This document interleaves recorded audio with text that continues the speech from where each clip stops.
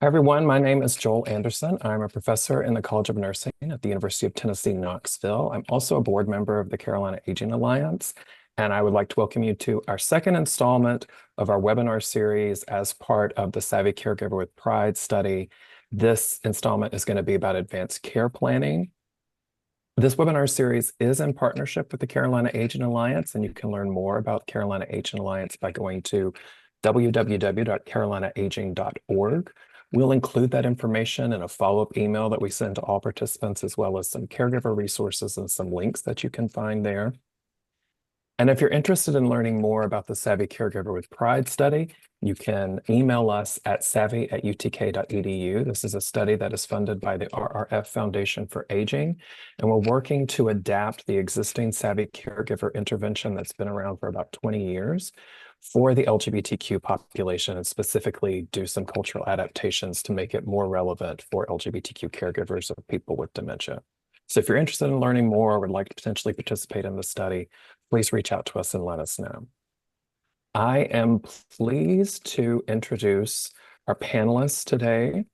We're going to be talking about advanced care planning. This is a topic that we already had in mind before we sent out our survey after our last webinar, but it's something that folks in our previous webinar said they were interested in learning more about.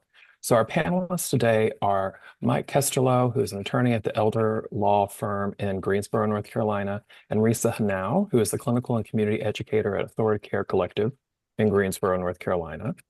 Mike specializes in assisting clients with guardianship, estate planning, and long-term care planning. He received his law degree from the School of Law at Elon University. Mike is known not only for his expertise of law, but also for his friendliness, compassion, and helpful spirit. And he's a founding member of the Carolina Aging Alliance, which has a mission to improve quality of life for LGBTQIA plus older adults through inclusion, advocacy, education, and social engagement. Risa Hanau is a clinical and community educator at Authority Care Collective. She's a seasoned presenter and teacher in end-of-life care and ethics.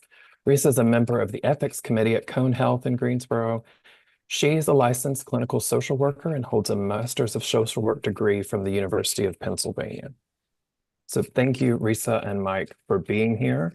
I know that this is definitely within your wheelhouse and your area of expertise, and I'm looking forward to our conversation. As a reminder to attendees before we dive in, that if you have questions, you can put those into the chat or the Q&A, and we'll be sure to save time at the end to answer those questions. So feel free to start populating those as we go along. So Risa, I would like to start with you. In a nutshell, what is advanced care planning and why is it important? Why should people care about this? So advanced care planning really is stopping and thinking about what gives your life meaning. What is important to you? What type of healthcare? What type of services? What type of environment is important to you for care should you ever be unable to speak for yourself? So advanced care planning, sometimes people go right to documents, but advanced care planning is really about conversations. Advanced care planning is exploring from a faith perspective, a social perspective, a cultural perspective, a person perspective of what makes my life meaningful and being able to share that with others. We tend to want to believe that we will always be able to voice our opinions, give our approval, give our consent. And the reality is that things occur in our life where we are unable to speak for ourselves, but that shouldn't in any way interrupt receiving the care that you would want for yourself. So advanced care planning, in some ways, it's an insurance policy. It is saying, just in case there's ever an occurrence where I have a cognitive issue, where I am not conscious, where I cannot say, yes, I do want that, no, I don't want that. We are thinking ahead, leaving some instructions, a roadmap, And then we are thinking about identifying who could speak on our behalf and being really thoughtful about who that would be, so that it's someone who not only knows our health condition, but knows our heart and would be able to speak in our words on our behalf, should that need ever arise. So I agree with you that I think lots of people think documents first. So there's like that legal aspect, and that's definitely where Mike here. And then there's the healthcare aspect as well. Are there any other components to advanced care planning beyond sort of those traditional things that people are thinking about that you might want to like drop that little seed into the conversation? Well, it is really about preparing. Many of us do all sorts of planning, but we tend to shy away from things that feel overwhelming, or maybe we aren't comfortable disclosing information. And advanced care planning is not a one and done. Advanced care planning is something that we should be thinking about at different points in our life. Maybe as we age, we have life changes. We have changes in our personal life. We have changes in our health status. It is, it's sort of like exercise. If we start working the muscle, then it becomes a more familiar thing rather than something that people dance around, try to avoid. And there's a reality that I want to believe that my family, my friends, know the type of care that they would want, the same thing that I would want. And that's just not the case. Mhm. And sometimes it's daunting because I don't know who I would name, but it is the reality that healthcare planning is just as important as a fitness plan, as a life plan, as a career plan. It is really being introspective about what gives our life meaning. Is it important to have a bird feeder outside of the window? Is it important to have, people around you, or you're somebody who likes to be, more private? It is really getting to know yourself and then being able to share yourself with others, making sure you understand options and choices, which means sometimes we have to talk to our healthcare professionals. Sometimes decisions are informed by seeing somebody else go through something and we say, oh, I would never want that to occur. So there are different ways that people come at this, but the important thing is that we make it a priority. I just did an in-service in person at a senior housing complex right before this, and a woman said to me, I have walked around with documents and the thought I need to do something for 5 years, and I've never done it. So advanced care planning is the first step. Planning, and then we want to actually move to doing. And it's a process. Thank you. I appreciate you mentioning the introspective part, and that if this is not something that you have to be a certain age to do, this is something that anyone at any age, any adult at any age can contemplate. The reality is, number one, we have the ability to do this advanced care planning and do a document because of young people who had sudden tragedies.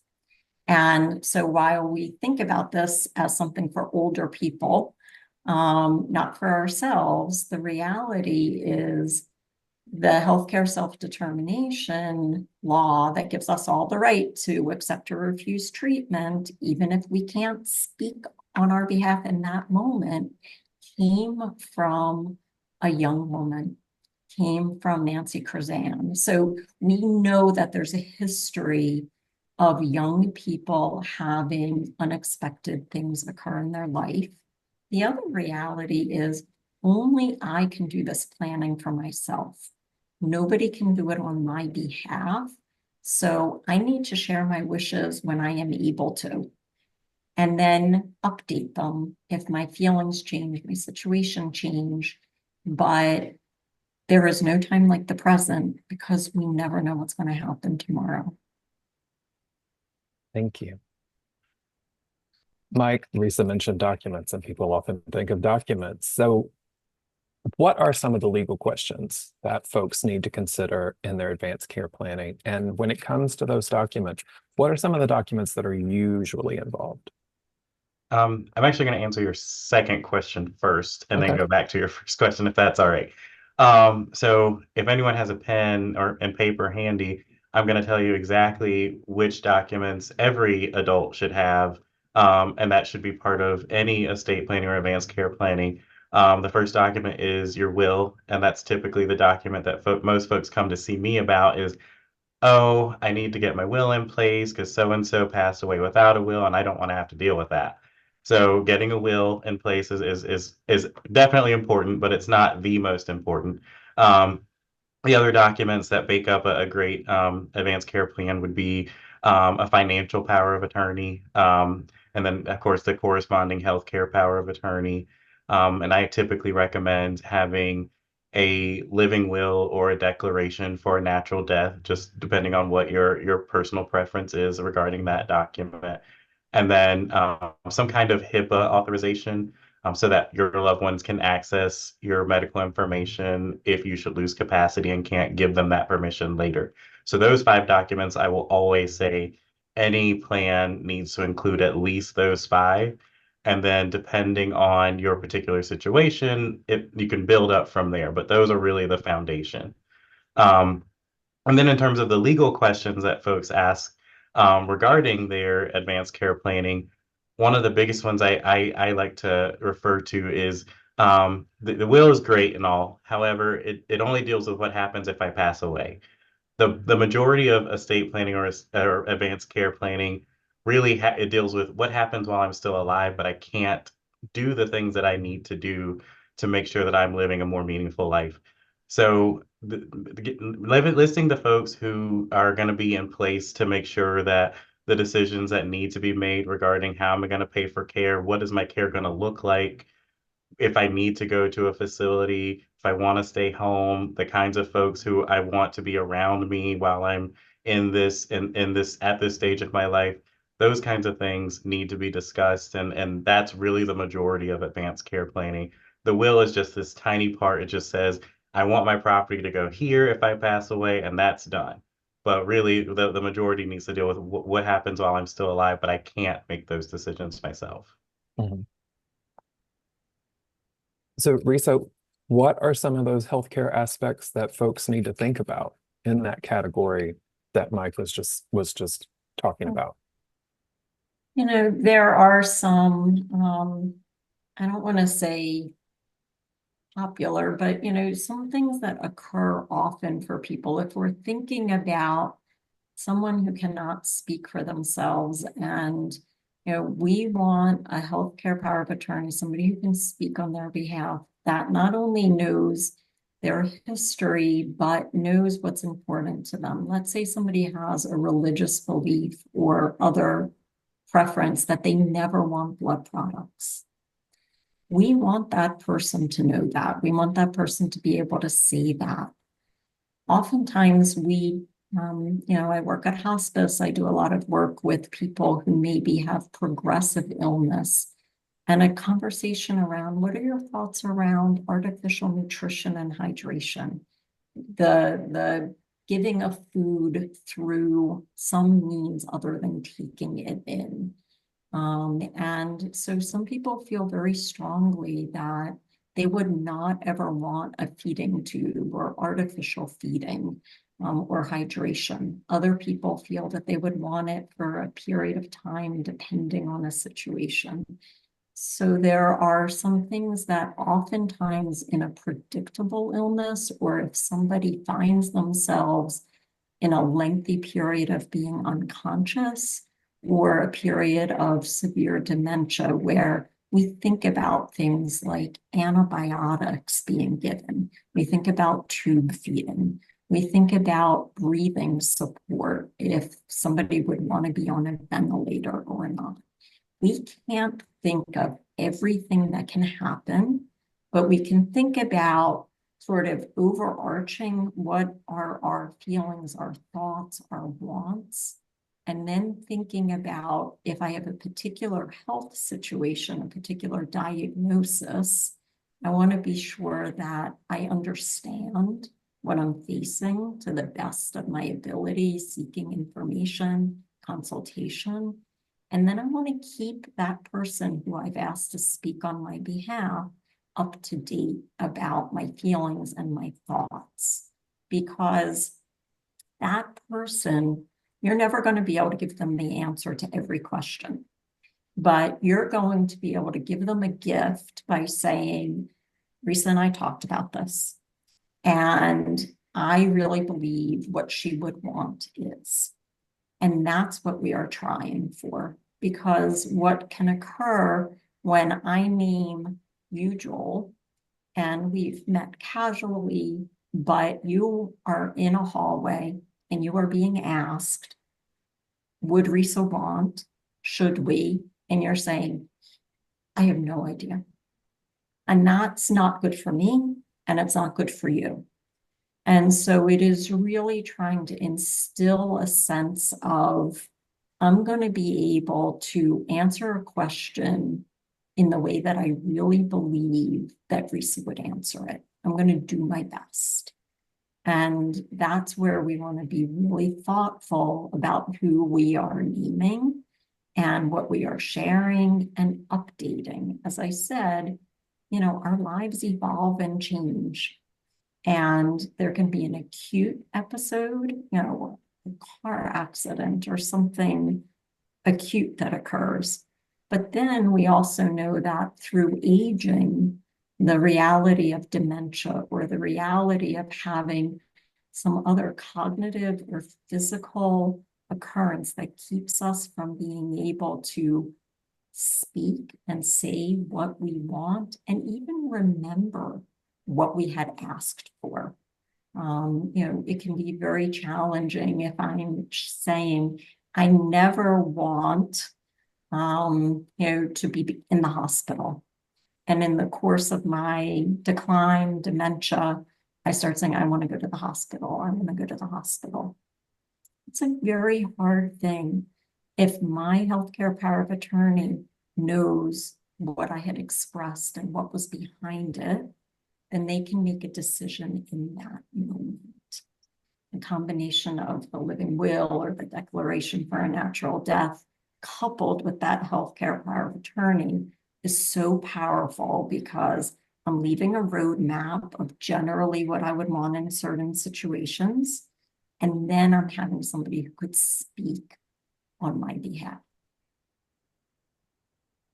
I appreciate you sort of giving that scenario. I didn't mention in my introduction that I have been a caregiver for both of my parents at end of life and for my grandparents at end of life, none of whom had any of the documents that Mike just listed for you.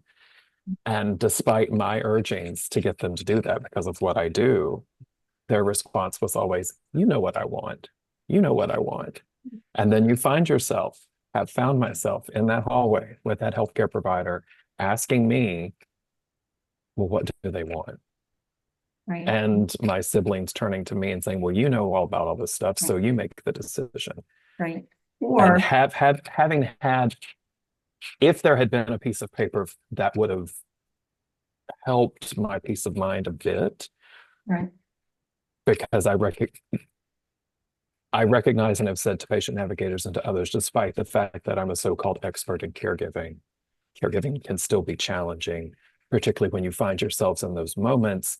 And I know all the evidence to support the decision that I'm making, and I still want to make a decision that I know is what my parent wanted or my grandparent wanted. right. And not everybody plays well together.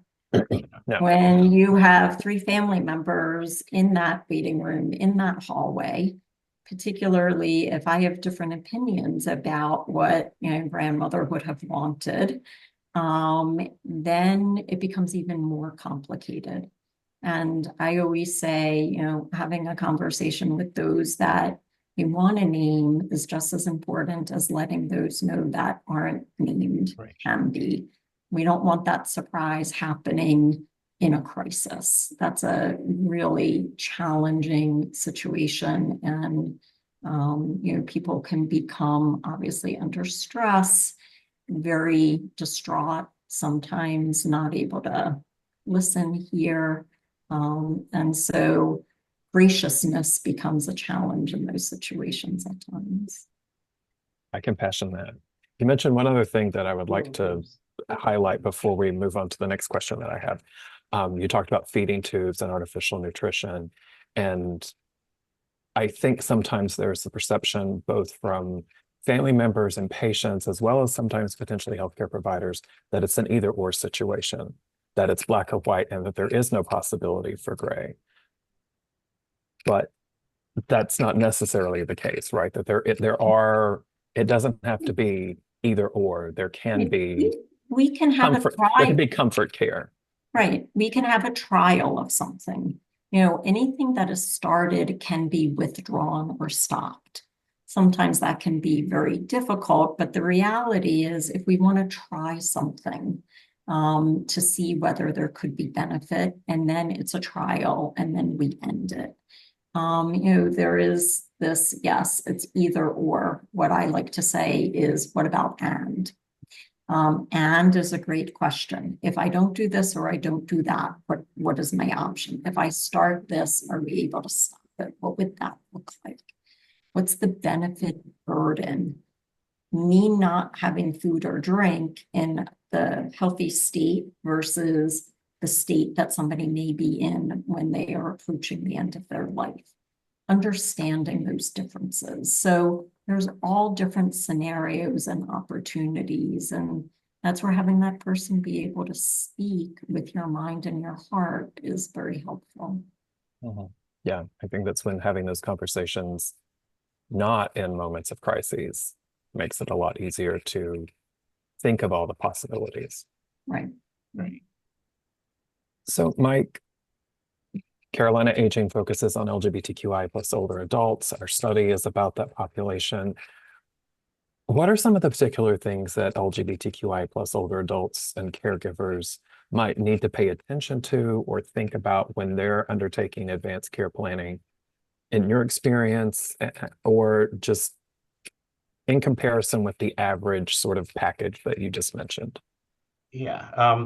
One of the big things that I've experienced, or that comes up a lot when doing planning for an LGBTQI a individual, is that there just may not be the same folks that you would normally name in those documents. So when Risa was mentioning, talking to those folks who would normally be caregivers or what have you, having those conversations, the natural instinct would be, oh, if I have a spouse, let me talk to my spouse, or if I have children, let me talk to my children, or other family members or what have you.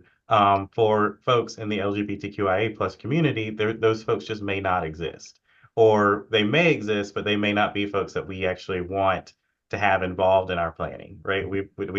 They either may have disowned us, or they may have opinions that are contrary to what our beliefs are.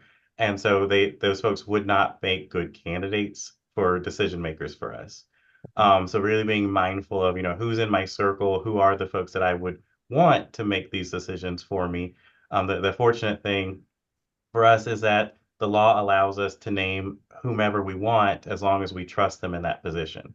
So we're not limited to naming someone just because they're not related to us, or just because I met them later in life and I haven't known them forever or what have you. As long as I trust them and they know what my wishes would be, I can name that person if I feel like they would be the appropriate person in that role. The other thing that a lot of LGBTQIA, particularly couples, need to be concerned about, is it, especially if you're not married, there's some things that North Carolina law has in place for married couples that just may not be applicable to you if you're not actually married and don't intend to get married. So the natural instinct, or the natural progression would be that if I can't make a decision, that my spouse should be able to make this decision for me, right? Really, North Carolina law says that that's not actually the case. So if you haven't designated someone to be that decision maker in a writing or what have you, then that person is not automatically given that right. We've seen countless examples where folks are taken to court by family members because they try to make a decision for their loved one, and the family members weren't okay with that because they weren't married, or even if they were married, they didn't have this writing saying that I want this person to step in if I lose capacity. So it's important to have, if you wish for those things to happen, go ahead and put it in writing. Go ahead and get those right documents in place, because you can't assume that what you wish to have happen is going to actually happen. I usually like to say that hope is nice, but hope is not a strategy. You do have to put some work in and get the things that you wish to have happen, get it down and let the folks know that who should be in place, let them know that you want them to be in place. I appreciate you mentioning, the legal landscape here in North Carolina. It varies from state to state. And so I think it's important for any and all of us, regardless of our sexual orientation or gender identity, to know what applies to us. So working with an attorney or someone like you is very valuable in that regard, particularly, as you said, for LGBTQIA plus folks. And it kind of gets to one of the questions that popped up in the Q&A is like, what about single people? And you sort of touched on that the law allows us to designate whomever. We don't have to have a biological relationship with that individual. Right. And the other thing I'll mention about advanced care planning as it relates to the LGBTQIA plus community is that you can also let folks know, what it is that what your gender identity is in your documents. So if you have certain caregivers in place and you're concerned about them using that they're misgendering you or giving you inappropriate care based on your gender identity, make sure that that's listed in your advanced care plan or in your estate planning documents. Because it's we like to assume that folks are acting with malicious intent, and that's not always the case. It could be the case, but it Mhm. could be that they just don't know. And if you're not in a position to tell them, then you need to make sure that they have a way to find out. And you can do that by putting it in your estate planning documents or what have you, that I would prefer to have gender affirming care that corresponds with my gender identity. The other thing to be mindful of is that while your estate planning documents can name who I want to be involved in my care, who I want to make decisions, you can also use it to exclude people. So you could say, I don't have a great relationship with my family, so under no circumstances do I want these people to be involved in my care. I would rather designate these folks and who to be as decision makers or to be consulted with regarding any healthcare decisions that relate to me. And I don't know if this is like a spoiler alert for the November webinar or whatever, but I mean, you pointed out that LGBTQI plus older adults are more likely to be single, not to be partnered or married. They're also more likely to live alone and be in some of these situations that you mentioned. And LGBTQ caregivers are more likely to be caring for someone they're not biologically related to. So having all of these documents are important. One other question in the Q&A I think is related to this before we move on. Given that there are different legal landscapes from state to state and from country to country, how portable is this? So if some folks are traveling, they take a trip to Hawaii and something happens, are they covered? What do they need to consider in that regard?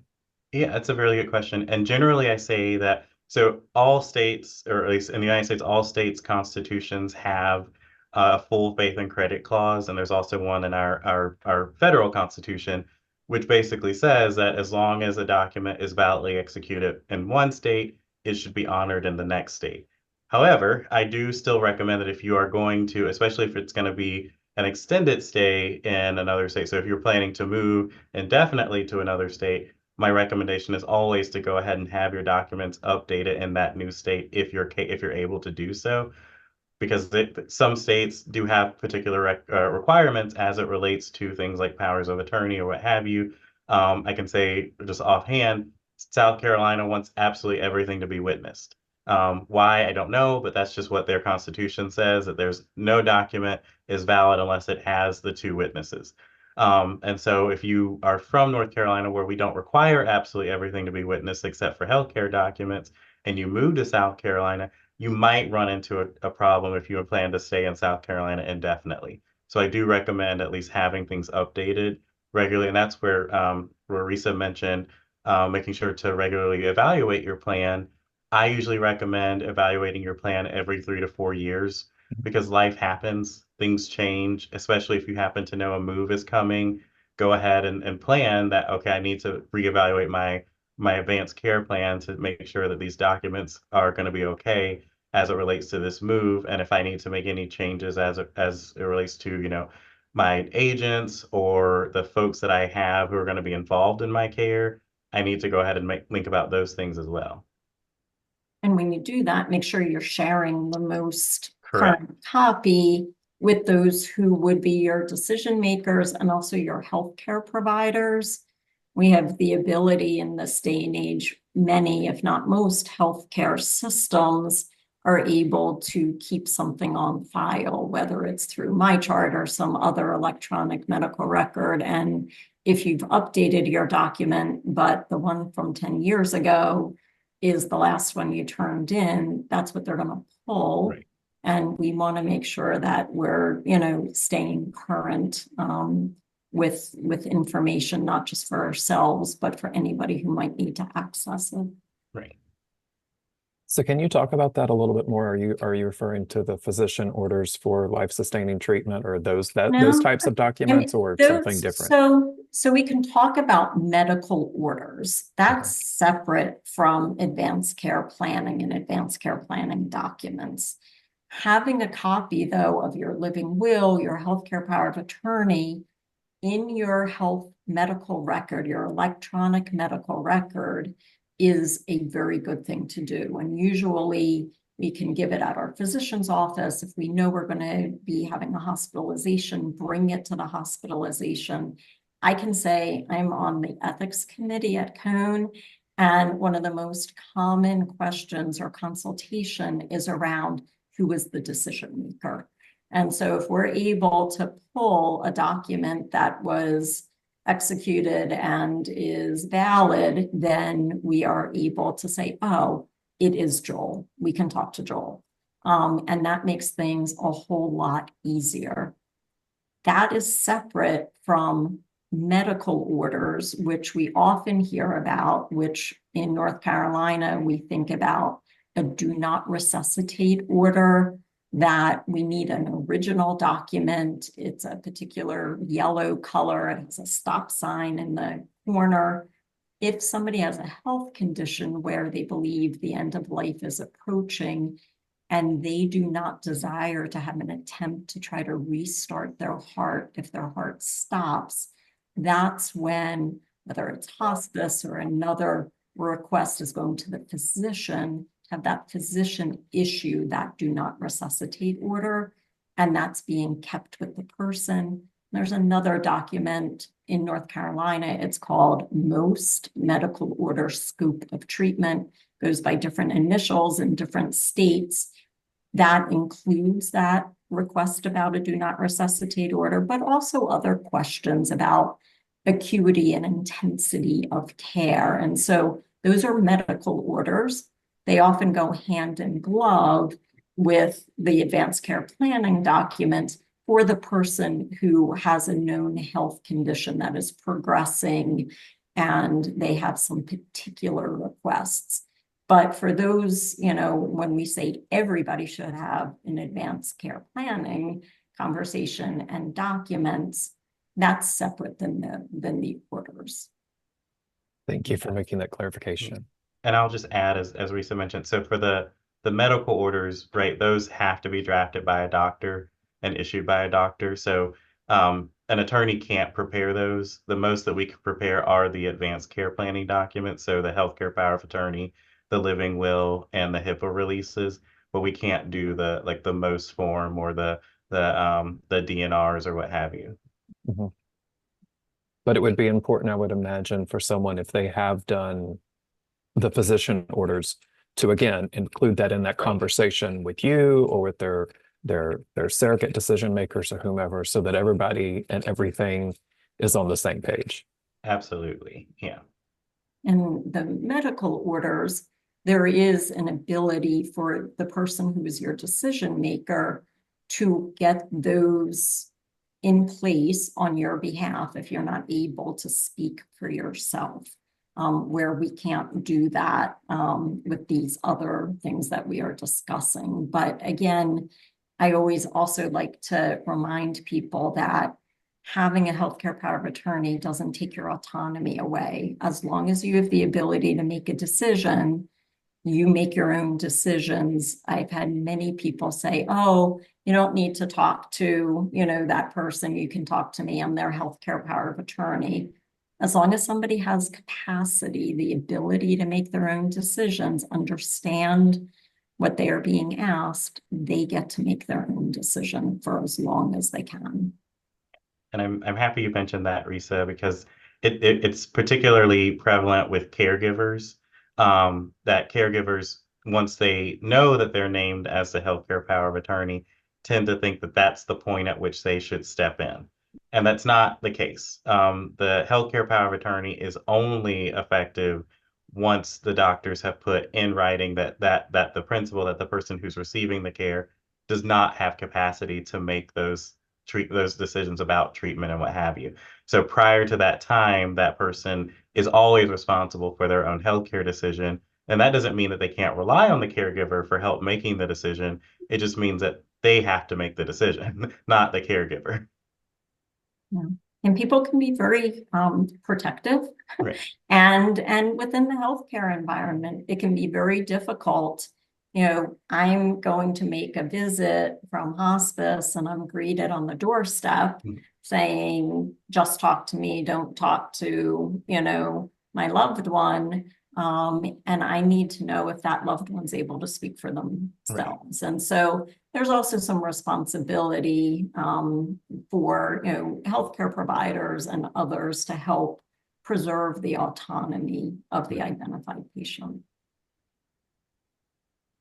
So, Risa, in your experience, what helps make these difficult conversations easier? Someone, I think, put into the Q&A is like, well, what about this resource? Are there other resources? Are there ways that you've found that make having these conversations, again, as I shared in my own personal experience over the course of a decade, even though my family went through it multiple times, they still would not do these things that, like, we know how much this would be helpful. Sure. How do we start these conversations? I think it is giving thought to what feels best for you. Maybe it's, I attended this webinar, let me tell you about it, and use that as your launch. Your birthday is coming up and somebody asks you what you would like. I would like a conversation. It is somebody else's birthday and you're going to give them a gift because you're going to tell them things that they might not know.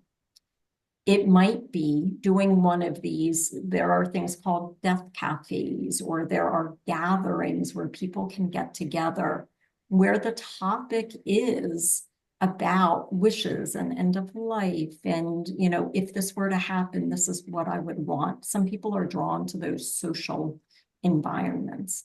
Some people want to read a book, and there are many, many books out there that can spur a conversation. Atul Gawande is somebody who has written extensively, many. So I think it's thinking about what feels like a good fit. Starting the conversation, planting the seed. When we all gather for XYZ, reason, I want to have a conversation. No, not because something bad happened, but because something could, and I want to avoid that. But yeah, there are all sorts of interactive opportunities. There are some games that we can, you don't think of it as a game usually, but you pick up a card and it says, talk about what gives your life meaning. Talk about what you wish people knew about you. So there are different things that resonate with different people, feel safe. And sometimes it's trial and error. And I'll add to that just briefly that often, especially if we know it's going to be a difficult conversation, I've had many family meetings in my office just to have those conversations about, oh, this person's going to be in charge of this, but it's because they, maybe have a background in healthcare, or I don't want this child involved because of, this child has XYZ going on in their life right now. And I don't think that that's going to be they're not going to be helpful if I ever am in that situation, in a situation where I need them to step in and care for me. So family meetings are fantastic. And like I said, I've had them in my office. An attorney is a great resource in that situation. I'm also willing to take the blame for things. I've had many clients who have like, oh, well, Mike has said that, this is the way it has to be because North Carolina law says this. So the children can't be upset with mom and dad, they can be upset with Mike. Do you all think that it is easier for the person who is wanting to get their advanced care planning in place to prompt the conversation, or the other way around? Is it again, if we're thinking about older adults, is it the older, who do you think has the more hesitancy? The children and grandchildren who might be caring for the older adult? I think as a younger person hearing a parent, a grandparent say, I want to talk about, there's a natural reaction. Oh, we don't need to do that. You're going to be here, right? So sometimes there's an automatic response, and we need to stop and think about it. I mean, do we all have these documents? I work at AuthoriCare Collective. We do hospice, end of life care. Does everybody on staff have these documents? No. Do we do education for our staff? Yes. So, there can be hesitancy. I don't want to bring it up because I might upset somebody. Yeah. If I bring it up, it might happen. There are many different reasons, but I think oftentimes there is a protectiveness of, family members, friends saying, oh, no, no, no, no, no. We don't need to talk about that. And asking for it and saying, yes, we do. It will be a gift to me, and it will be a gift to you. And trying to break down that resistance. Yeah, I would say in my experience, it's been that, the person receiving the care has prompted the conversation, at least initially. But I will say that the caregiver can prompt the conversation. It often does happen that way, especially if they themselves have already experienced someone that they know who's gone through this really difficult situation, and they see that their loved one is headed in that direction. So they'll maybe prompt the conversation. But it does happen a lot that the person who may end up needing care does say, hey, I need you to talk with my loved ones. I need you to talk with my children, so that we can get the ball rolling on this.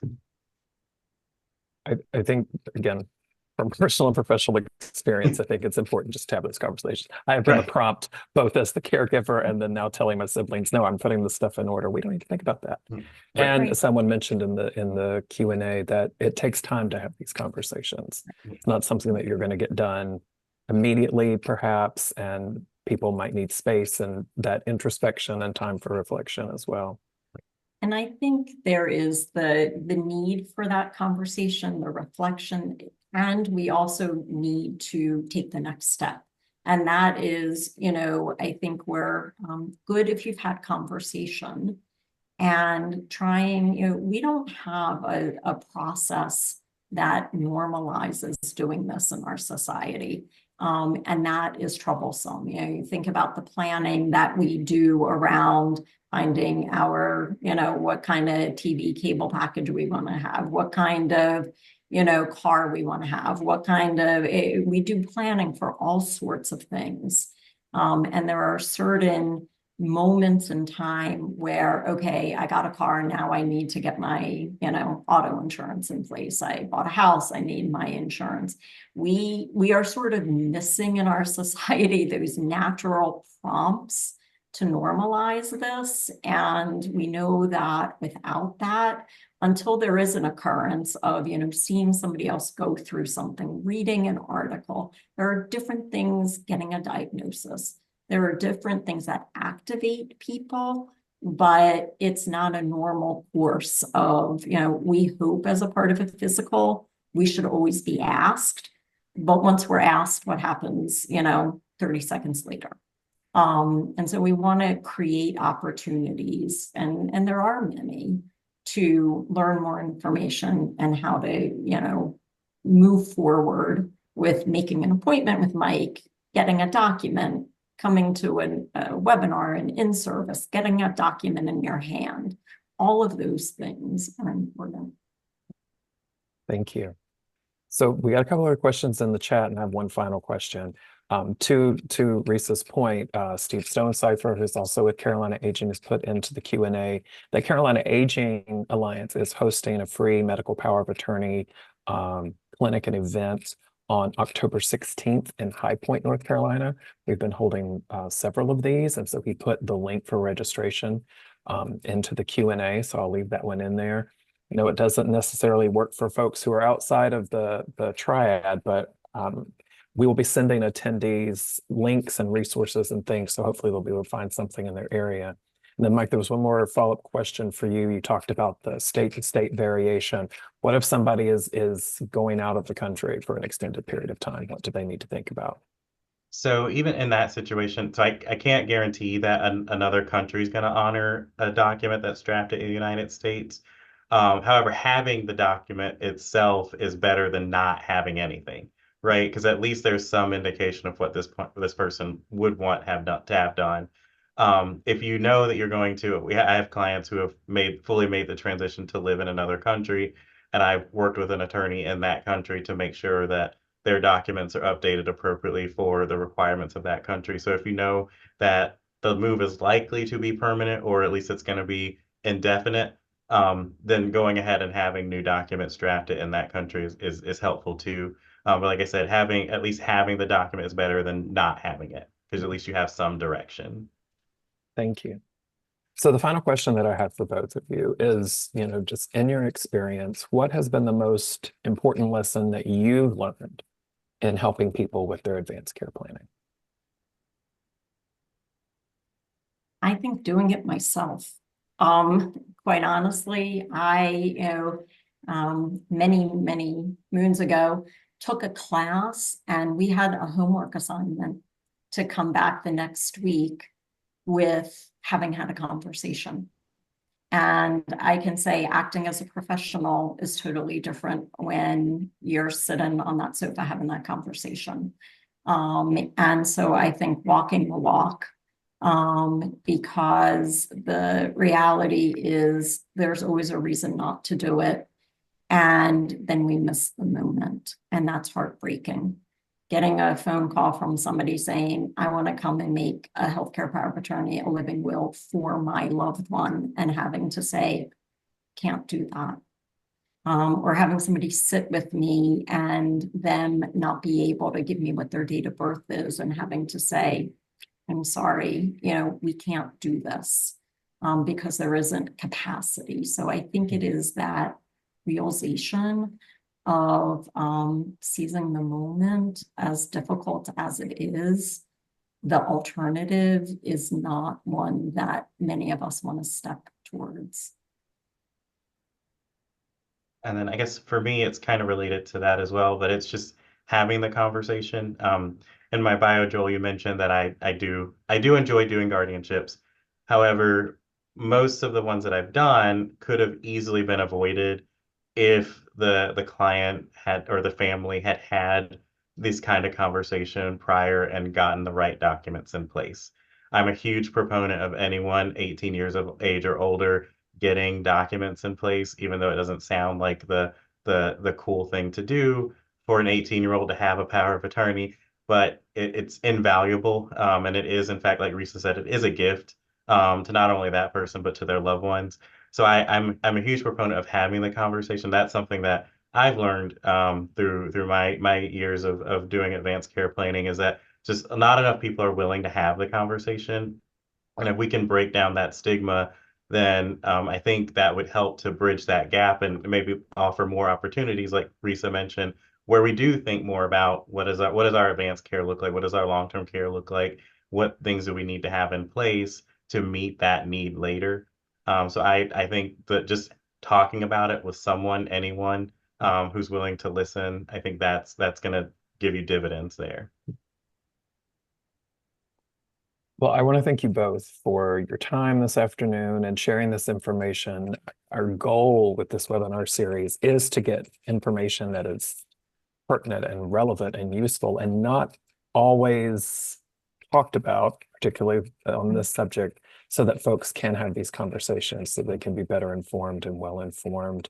So thank you so much for that. I'm just keeping an eye on the Q&A. Steve's put some other resources into the Q&A. And as I said, we'll be following up with all the folks who registered, even if they weren't able to attend or had to leave early, with a follow-up email with some resources for caregivers and older adults, including advanced care planning, with links to Carolina Aging. This webinar is being recorded and is being posted on the Carolina Aging Alliance YouTube channel. So we'll give you a link to that so you can go back and check it out if you missed something.